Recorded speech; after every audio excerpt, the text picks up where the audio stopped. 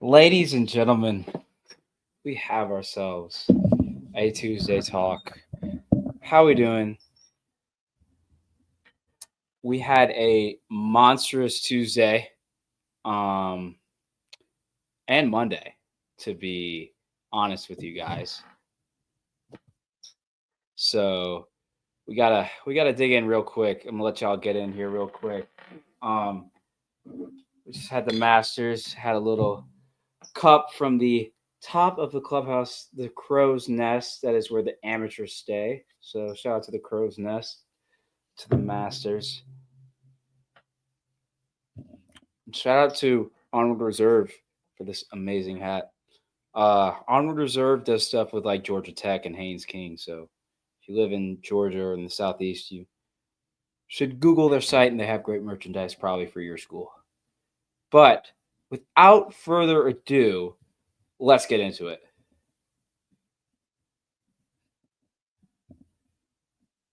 First of all, if I could have put, okay, Twitter. First of all, hold up.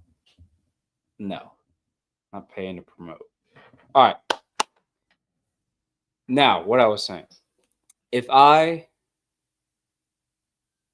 would have known that Jaden Ott was committing this early and he wasn't even going to visit Oklahoma, because I did get word last night that it was always Oklahoma. He was already going to Oklahoma. Like, it was done. And if I could have put in a CFH crystal ball, knowing he was going to commit, like, without even visiting, I would have. But I didn't know. Things move fast.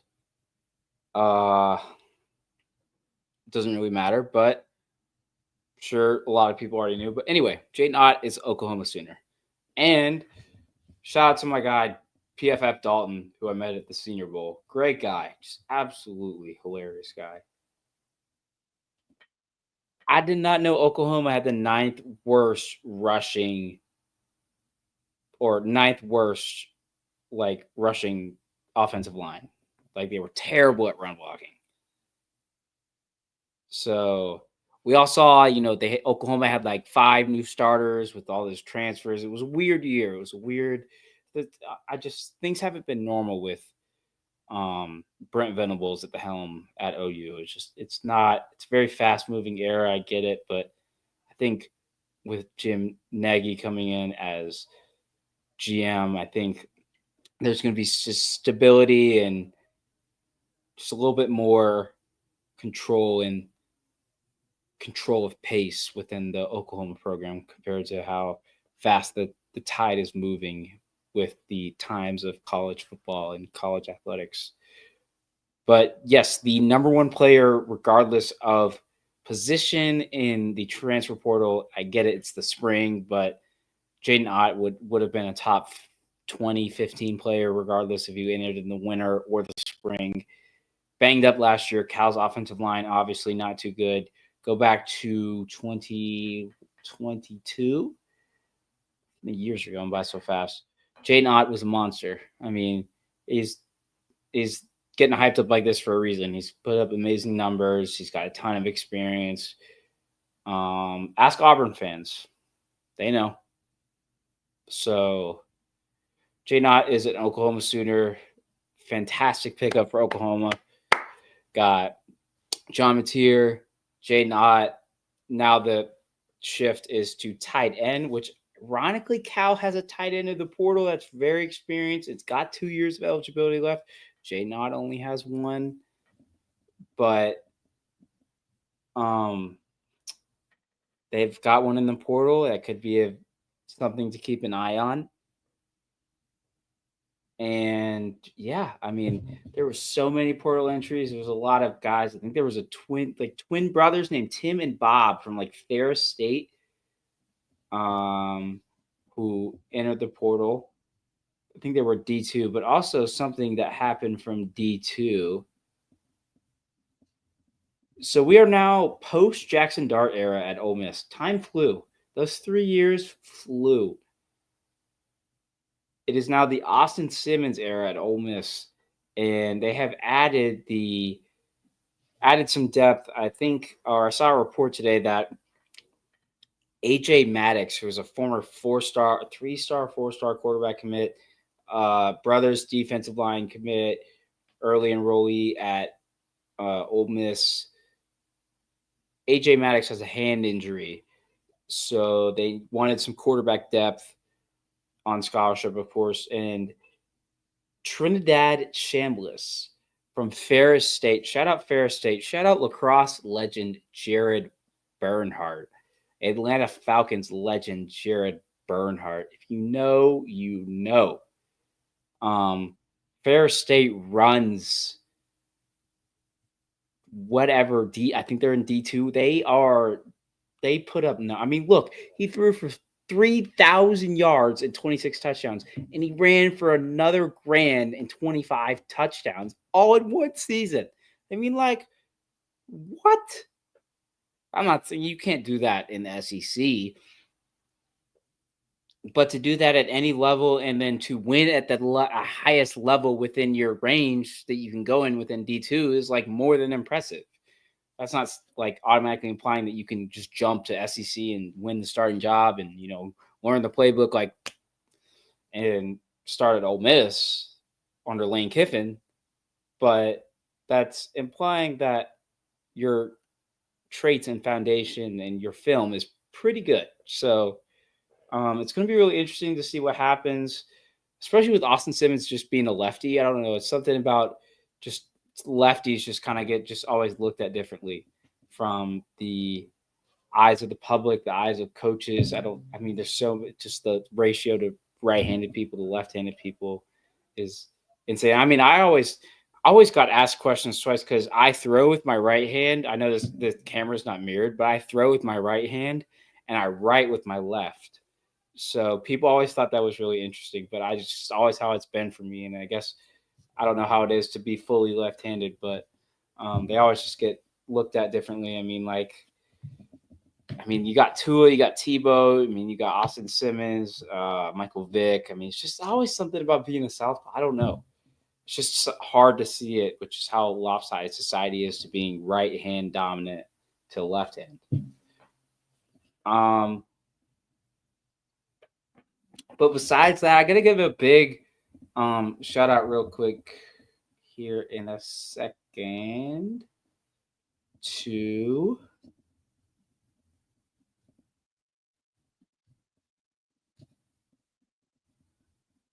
I got to give a big shout out here to Marshall wide receiver transfer Christian Fitzpatrick. Christian has committed to Oklahoma State. He had offers from UCLA, Arkansas, Oklahoma, Vanderbilt, Virginia Tech, Wake Forest. Colorado State. I'm trying to think who else I missed in there. He had. Did I say Arkansas?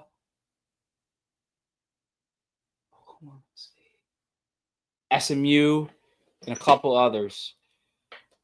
Arizona State, Arizona.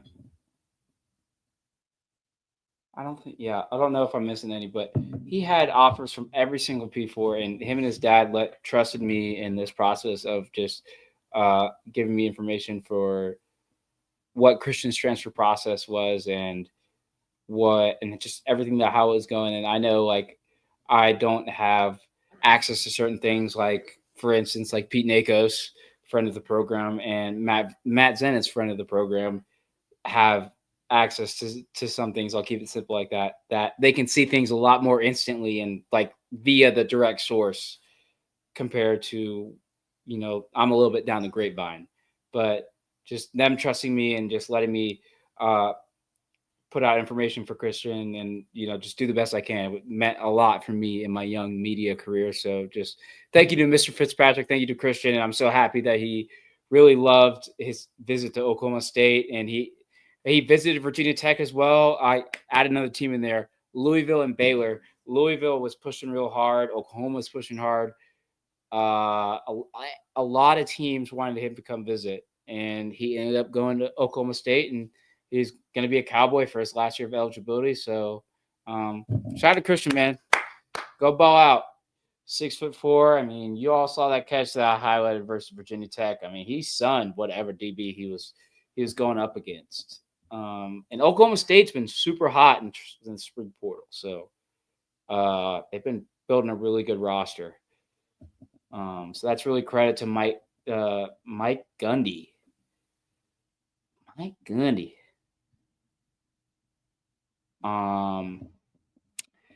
Good old mullet, man. And then what else we got here? I was scrolling down my profile. Oh yeah, Kent State. Okay, I think I talked about this last time, but Kent State fired Kenny Burns. Kenny Burns was 1-23.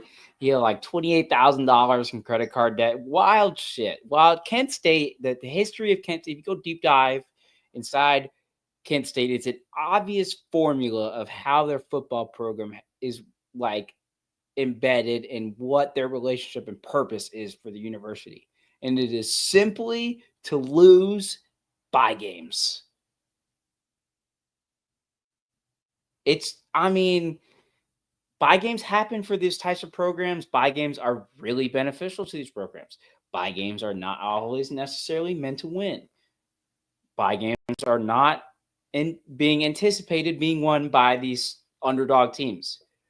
But if you go look at how bad Kent State is for all the bye games that they've had and over the years. I mean, these guys, I think I did the math, and I think since 1988, when they officially joined what is considered the modern day MAC, Mid-Atlantic Conference, according to like Google or I think it was like Winspedia or one of those good websites.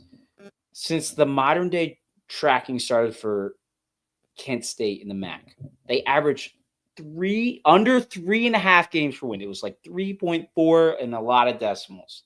I mean, think about that. Since 1988, they've averaged three games winning per year. They have 98 wins. They don't even not even having triple-digit wins since 88. It's 2025. I mean, you should just discontinue your football program unless they're operating it like this and making so much money off of it. Or just like go to D1 or D3 like who did it? That's small university up there. They played Kent State and Kent State lost. So just like think about that. Kent State lost to a D3 team.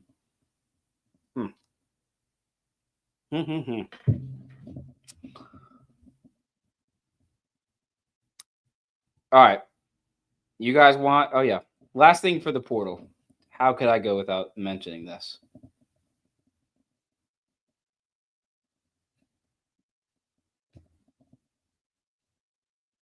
Mr. Pena. Trebor Pena. Out of Syracuse. And I love Fran Brown. Winners get washed. He gave me a follow. Not that means much. He's Georgia guy. That means a lot. His staff's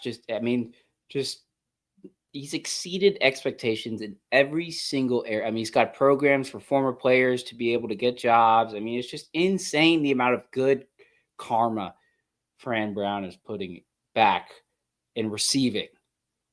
But this is not good karma. This is like the ultimate like rut-row situation you could ask for. With Kyle McCord being out of eligibility, I think he applied for a waiver. I don't know what sort of waiver. I mean, I guess everybody is doing stuff these days. I'll come back and talk to it in a couple of minutes regarding the Football Scoop post and just that the things that are being filed in the state of North Carolina are just bizarre. But Trebor Pena has officially entered the transfer portal. I know this report says that he plans. This was this morning, and then he shortly officially entered after.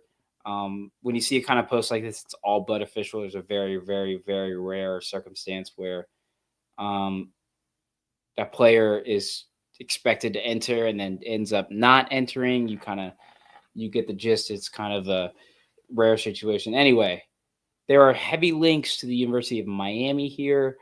Um,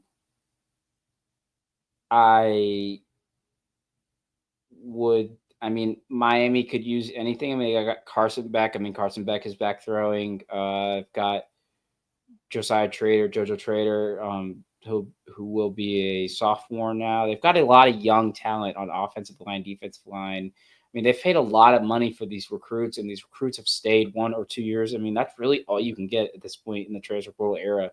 I mean, you don't get a guy like Seth Hennigan who I can't believe this. I was watching last night. I know it's a little off topic, but I was watching the John Gruden Barstool, the Gruden's QB class. Shout out Jake Malasek and whoever's running that editing thing, like whole program with him. Those guys work their rear ends off. I wish I could get an FFCA T-shirt or hat or something. Would mean a lot. But I was watching Gruden's QB class, and Seth Hennigan put up amazing numbers from being a starter as a true freshman at Memphis until he was done in 4 years, and he stayed all 4 years without getting with the tampering, with all these numbers being thrown at him. Whatever happened, it's it's in the past, but you don't get a guy that stays at your program for 4 years anymore. You rarely get a guy like Jackson Dart who transfers after playing his freshman year at USC and then stays 3 years at Ole Miss. Like, that's a rare situation. So yeah, I mean, Pena went crazy last year. 941 receiving yards, just under 1,000 yards, 9 touchdowns. I mean, you had Godson, you had Pena, you had Quint Allen. I mean, Syracuse was just so fun to watch. Kyle McCord, just underdogs from jump. Fran Brown, franchise running it at the helm. I don't know who their OC is, but they got that. Who's that defensive line? It was a legendary defensive line coach from A&M as their DC. But yeah, just kind of sad to see. You like to see guys like this stick on their team. But now to the most important thing y'all are probably gonna ask me about. And let me get to a photo of it.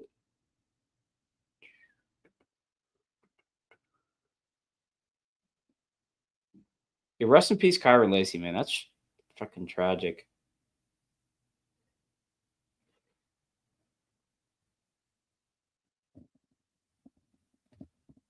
All right. It's all what we're, kind of still in like mind blown over. It's Nico situation. I'll sum up the Nico situation right here, right now.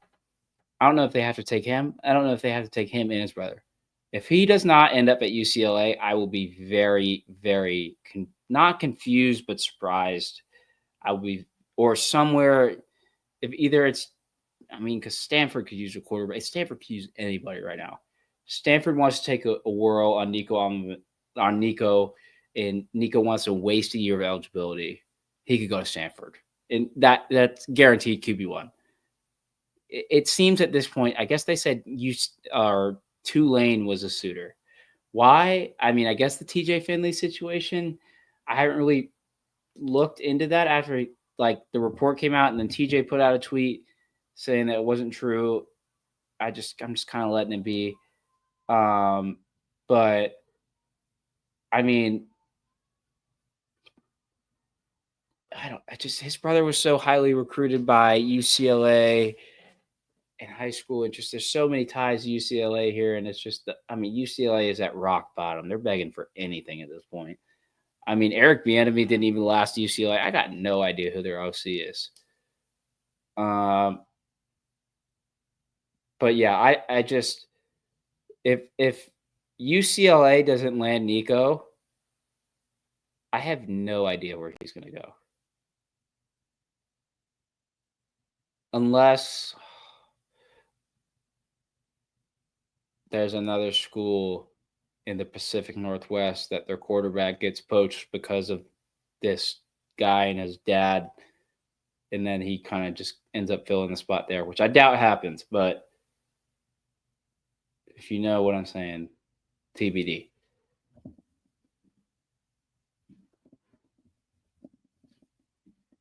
And then that is pretty much it for the video. That's pretty much it. We just had a little update from Monday, a hectic Monday and a hectic Tuesday.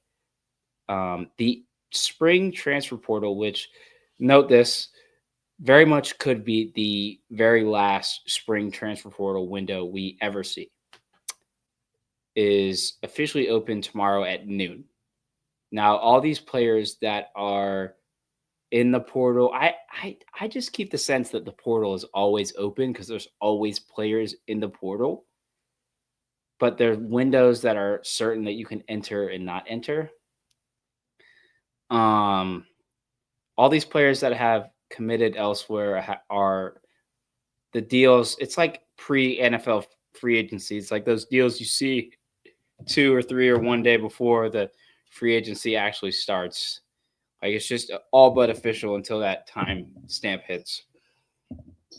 But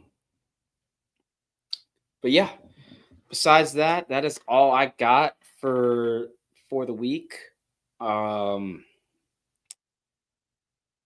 gonna put it simply: if you want high school recruiting, go look somewhere else because those kids are hard enough to keep up with, probably inside the school building, and I don't got time for all that.